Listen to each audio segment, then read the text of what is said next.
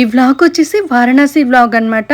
And మేము cruise experience చేయబోతున్నాము. అందరూ నార్మల్గా బోట్స్ అయితే ఎక్కుతారు కదా, ఇంకా క్రూజ్లో అయితే మనం ఎక్కువ ఘాట్స్ని ఎక్స్ప్లోర్ చేయొచ్చు. సో ఆ విధంగా ముందే అయితే మేము ఇది ఆఫర్ కూడా ఉంది ఆ రోజుకి. సో ఇదైతే బుక్ చేసుకున్నాము. ఇంకా టికెట్స్ అయితే బుక్ చేసేసుకొని ఇంకా క్రూజ్లోకి అయితే ఎంటర్ అయ్యాము. ఎంటర్ అయిన వెంటనే మాకైతే డ్రింక్ లాగా ఇచ్చారు, అంటే ఒక ఫ్రూట్ జ్యూస్ అయితే ఇచ్చారు అండ్ వాటర్ బాటిల్స్ కూడా ఇచ్చారు. ఇక్కడ ఐషు చూడండి జ్యూస్ని ఎలా తాగుతూ ఎంజాయ్ చేద్దామని చెప్పి చూస్తూ ఉంది. అండ్ క్రూజ్ లోపలైతే ఈ విధంగా ఉంది. బయట మొత్తం ఇలా చైర్స్ వేసి ఉన్నాయి. ఇంకా ముందే వచ్చుంటే ఇంకా ఫస్ట్గా మేము కూర్చునే వాళ్ళం అనిపించింది. ఇంకా నేను మా అమ్మ మేమంతా అయితే పైకి ఎక్కుదామని చెప్పేసి పైన ఫ్లోర్కి అయితే ఎక్కాము. సో చూసారు కదా, చాలామంది క్రూజ్ ద్వారా అయితే ఎక్స్పీరియన్స్ చేస్తారు. ఎక్స్ప్లోర్ చేయడానికి కూడా బాగుంటుంది. పైన సీటింగ్ అయితే చాలా అంటే చాలా బాగుంటుంది. నేను మాటల్లో చెప్పడం కాదు, కానీ ఒక్కసారి ఎక్స్పీరియన్స్ చేస్తేనే అది మీకు బాగా తెలుస్తుంది. అండ్ మొత్తం లోపలైతే ఏసీ ఉంటుంది. మేము లోపల వచ్చేసి ఏసీ రూమ్లో అయితే కూర్చున్నాము.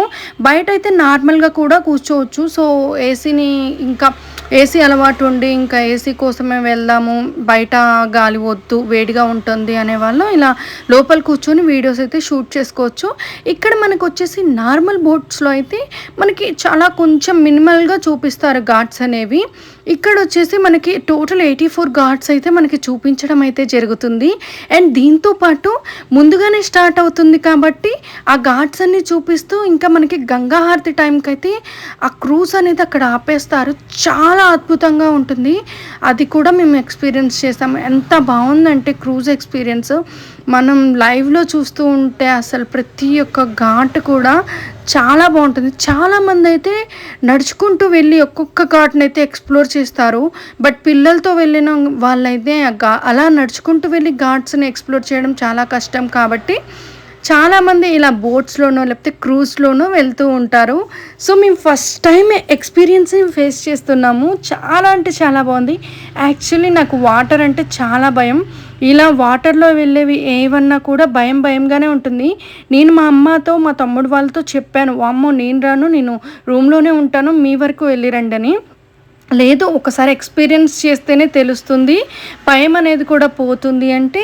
సో కొంచెం నన్ను నేను ధైర్యంగా ఉంచుకొని ఇలా రావటం అయితే జరిగింది. సో వచ్చిన వెంటనే ముందు కూడా నేను పైకి ఎక్కేసాక చాలాసేపు ఐస్ అయితే క్లోజ్ చేసుకున్నాను. స్టార్ట్ అయినప్పుడు కూడా అసలు అమ్మ తెలుస్తుందేమో, భయంగా ఉంటుందేమో అనుకున్నా. అస్సలు ఎలాంటిది కూడా మనకు తెలియలేదన్నమాట. అసలు వెళ్తుందా వెళ్ళట్లేదా అన్నట్టు వెళ్ళిపోయింది. చూడండి మీరు ఎంత దగ్గరగా అయితే తీసామో. వీడియోస్ కూడా చాలా చాలా నీట్గా వచ్చినాయి కదా.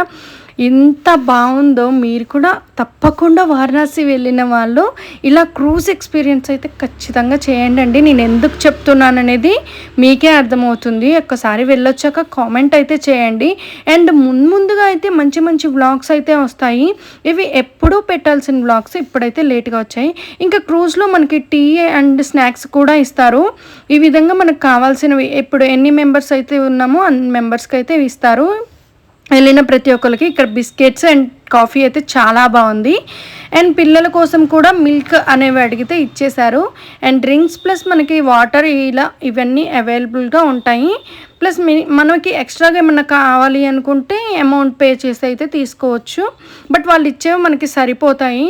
మనం అవి చూస్తూ ఉంటే అసలు తినాలన్న ఆలోచన కూడా రాదు. బట్ ఏదో టైం పాస్ అవ్వాలి కాబట్టి అవన్నీ మనం తినుకుంటూ చూస్తూ ఉంటాం, ఎక్స్ప్లోర్ చేస్తూ ఉంటాం. వాటర్ అయితే ఎంత ఫ్లో ఉందో. అండ్ ఇందులోనే ఒక క్లిప్ కూడా ఉంటుంది. ఏంటంటే అది మనకి ఒక టెంపుల్ అనేది ఈ వాటర్ లోపల ఉంటుంది. ఆ వాటర్ లెవెల్ తగ్గినప్పుడు అయితే దాన్ని దర్శనం కూడా చేసుకోవచ్చట.